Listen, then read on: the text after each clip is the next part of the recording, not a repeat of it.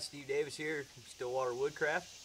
We're going to continue on with our fire series. In part one of the series, we seen the fire lay, how to get a simple fire lay put down, and gathering some materials for that. Like I said beforehand, if we have some prepared tinder or just a bic lighter or whatever, we can just go ahead and light that. But if we're going to use anything primitive like flint and steel, or a bow drill, hand drill, any of them methods, we're going to have a tinder bundle, okay, to get a flame from our coal. So, here in Ohio in August, there's less options, I'll say, for a good tinder bundle, just because everything here is pretty wet and green at this time of year.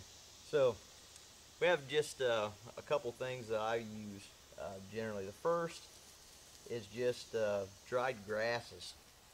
Okay, everybody can identify some dry grass. What you want is the leafy part of the grass, and you want it dry so it rustles. There's kind of an easy way to tell if it's dry.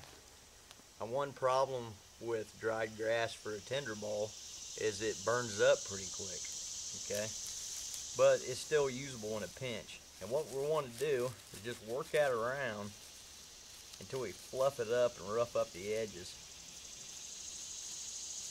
And as I'm doing that, I just kind of form it into a bird's nest.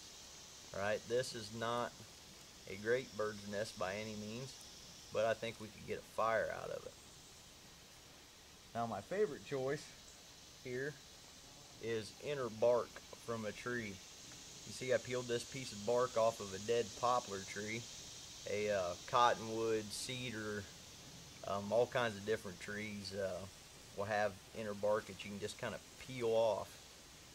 You see this piece of bark, this stuff just peels off in sheets like that. And you can get quite a good bit of this in a hurry. So you're going to peel that off, and this is what you're going to have. So what you want to do with that is just peel it apart down into fibers, work it down, rough it up. Small pieces are what's going to catch on fire because it doesn't take as much to heat them to the point of catching fire. But you're going to work that stuff on down until you get a mass fine, kind of like that. And one thing you can do with the coarser stuff is just kind of leave that on the outside. That way when you get this lit, you have something of a little bit of substance there to get it going, especially if you're using like a grass tinder ball or something. It's always a good idea. Actually, we can mash that whole thing together. There's no rules on making tinder balls. They just got to work. And once you found some good fluffy dry material, think of making a crow's nest, not a sparrow's nest. You want to have enough to get the job done. The real part of this is getting it blowed into a flame. Gathering the tinder ball is not that hard once you learn what you need to find to make that tinder ball. And that's something you're going to have to practice. I can't really tell you how to find. I can tell you what to find, but not really how to find it in your area. Let's get a coal going here, hopefully. Just a flint and steel coal.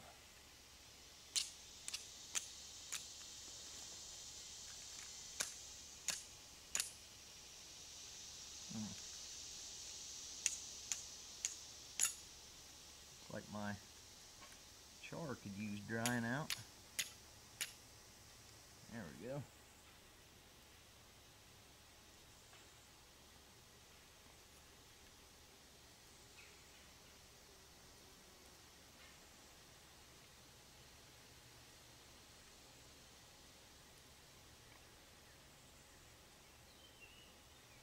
This is just some charred punk wood.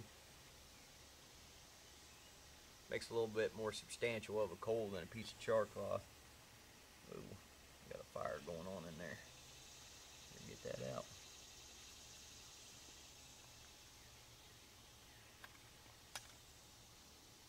Put the lid back on my char tin. we're going to transfer that right to the center of our Tinder bundle. Okay, it's right in that hole, and then we're going to fold the edges up around it. Now we want this Tinder bundle dense enough that our coal disc doesn't burn right through it and fall out the bottom, but loose enough that we can get some air to it. Okay, so I want to get this up. Just blow gently till we get something going here. Bring it away from your face so you don't suck down a bunch of smoke.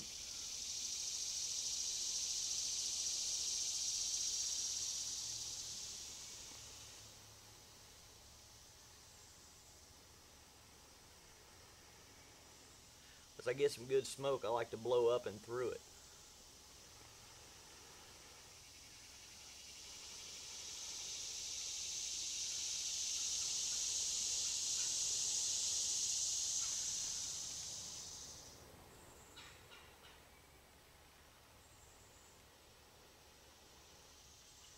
There. And once we get flame, I like to turn it over on itself. You stick it up under the shelter we made for our fire. You see it caught our birch bark on fire. We just kind of roll our fire lay up on top of it.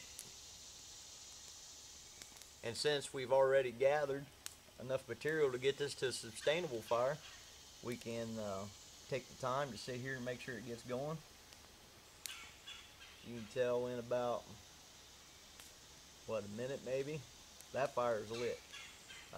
Unless I do something really stupid, it's not going out. So, there's basically what you're looking for in a Tinder bundle. The method to get it lit, it requires practice. Go out, make some Tinder bundles, experiment with different things. Practice, practice, practice blowing that into a coal. If you come to a class of some sort, it's not the time to be practicing this. You want to practice this at home. It takes a little bit of getting used to. In a survival situation, when it really counts, is definitely not the time to be practicing this and learning to gather Tinder bundles and laying your fire lay. As you can see, that's pretty good fire already. This has been Steve Davis with Stillwater Woodcraft. I thank you for your views. I thank you for your support. We'll see you on the next one.